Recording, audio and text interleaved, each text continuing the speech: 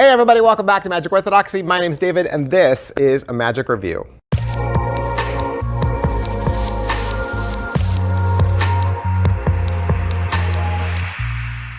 Hey everybody, welcome back to the channel. Thanks for being here. Once again, you're in for a treat because we're doing a Magic Review. And I even do two more over in the membership section. So all those people, they get 2 extra videos. So right now, doing like 7, 8 videos a week, and then 2 more over in the membership section. Sometimes there's 10 videos going up every single week, and I do it because I love. Today, what are we doing? What are we doing today? Orion, right? Orion Magic Productions, Perseus Arkomanis, he sent me a big box. Sent me a big box of pretty much like every cool title that they have down there, and you should visit. You should visit. Go down to their website and just check out all the titles they've got. They got a lot of cool stuff. I did 2 book reviews for them last weekend. Today, we're looking at the big one. This is the big one. This is the Medusa project.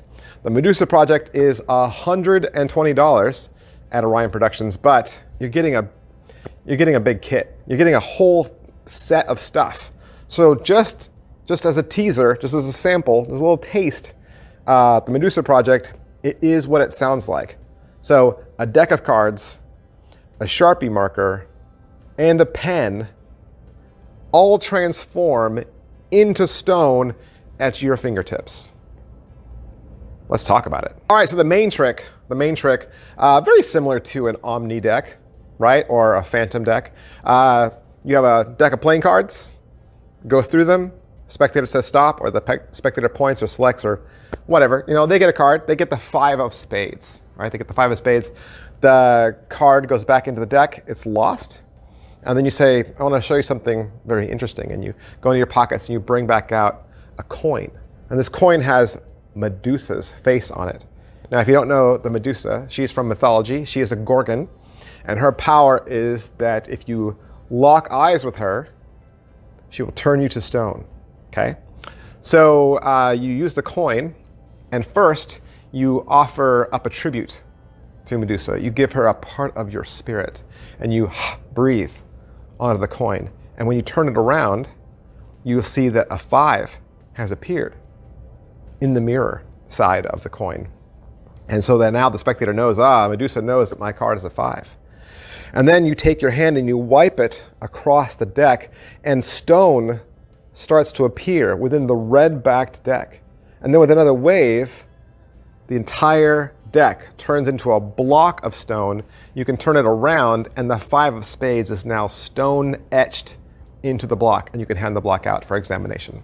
Now that's the first trick. That's the main body of the trick. Of course, the other props only help make that trick even larger, or you can use them in different effects, or you could do it into a little mini routine. Really, the choice is up to you. So let's say you drop $120 at Orion Magic Productions. What are you going to get? You get everything. You get everything except a deck of cards, right? You get everything except the actual props. So you're going to get a really big box, same big box that all the other Orion tricks come in. And then inside, you're getting handmade items. Handmade items. Perseus Arkomanis makes these all himself. They're made out of gypsum, okay? Not stone. They're made out of gypsum. But you're going to get the stone deck with the 5 of spades reveal. You're going to get a stone lighter, and you're going to get a stone Sharpie marker. And you'll also get the Medusa coin that has the mirror on the backside and the card reveal. Now, are they well made? They are well made. Everything's well made.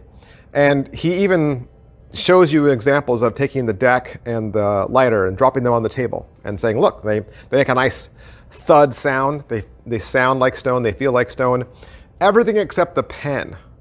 Now, the Sharpie marker mold was made in such a way that there is a line around the barrel where you would actually click the lid into the pen. Okay, so otherwise it would be a solid tube. If it had been a solid tube, the mold would have probably cast a stronger piece. But as it has that ridge in there, if you were to drop that pen on the ground, it would snap at that ridge. So I'm just telling you to be careful. That's all. I'm saying you dropped $120, you should be careful with the pen.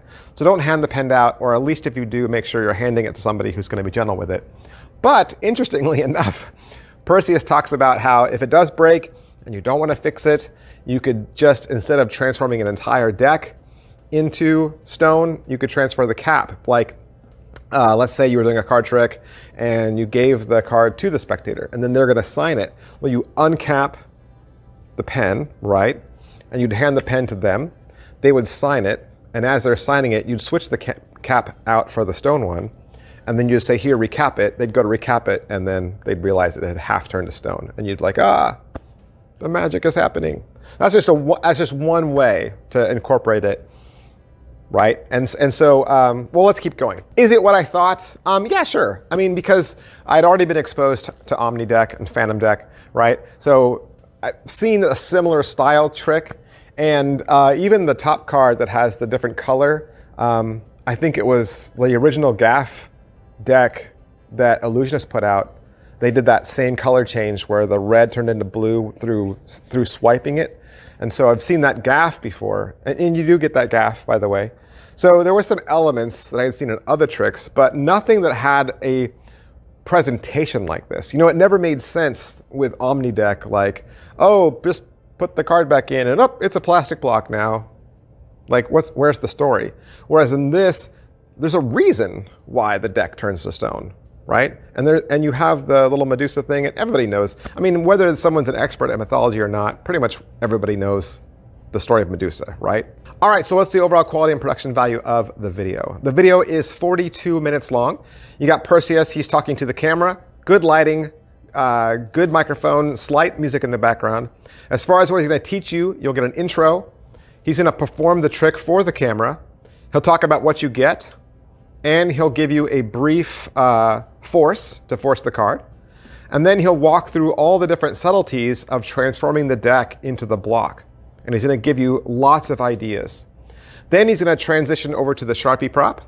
And he's going to talk about how it could be added to the original effect. Let's say when you bring the coin out, you tap the coin with the pen and you lay the pen on the table. And as you do that, it's transformed into stone, but you don't call attention to it.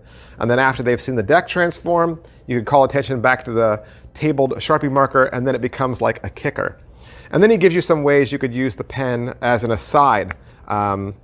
In other tricks, say like you have something signed and then you hand the pen to somebody else, but as you do that, you change it over and they don't realize it, and then again it becomes a kicker for a later reveal. And then he transitions over to the lighter effect, which he explains that he does for repeat performances. So let's say somebody's already seen him do the Medusa deck trick. He says, I could do it again, but let's do something different. Let's maybe use a coin and a lighter. And he goes to a trick where the lighter changes over to stone. Similar effect, but just done a little differently. And then he has some final notes at the end where he does some over-the-shoulder camera shots. He'll give you some more tips. And he goes back over the card force, the pen switch, and the lighter switch. Pocket space, there's a lot of props, right? A lot of props. And so probably best if you had a sport jacket with some pockets because you're switching out a deck or switching out some other props. And if you did use the other props, like the lighter prop or the pen prop, that might transition over to like performing at a table where you have some things in your pockets and you're able to go to your pockets and switch things out. Probably could do it similar to Omni deck. I've been to a corporate event where a magician was walking around and he did Omni deck.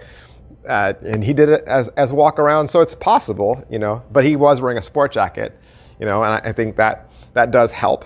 But I think you definitely could if you had pockets, right, for all the tricks. Angles wise and just the inspectability, like we said, it's made out of gypsum, so they are delicate. But I mean, once they're transformed, people could inspect them. I mean, everything should be ditched. Angles-wise, everything's covered by palming. And so I would say sleights and difficulty level, you should be comfortable with palming and loading. There's a whole deck switch in there, that he's doing. Doing it very easily, right? Doing it under the cover of looking for something in your pockets. And he's got another one where he's holding a single card as if it's an entire deck. So you should be comfortable with things like that. But these are just props, right? These are all just props.